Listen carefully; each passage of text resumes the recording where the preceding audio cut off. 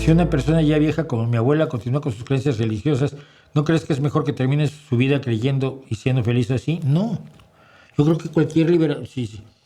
Es como si me dices, mira, mi abuela, que yo no soy ningún niño, ¿eh? Mi abuela, que ya es mayor, siempre fue esclava. ¿Tú crees que ya a estas alturas vale la pena que le digan ya eres libre o mejor que muera así como ya está acostumbradita?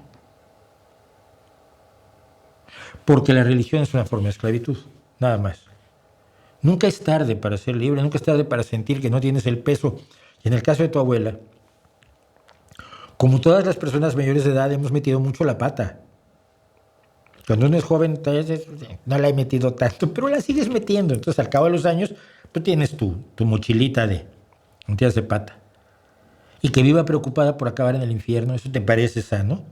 Porque pecados ha cometido y lo sabe. ¿Para qué? ¿Por qué? No, no estoy de acuerdo.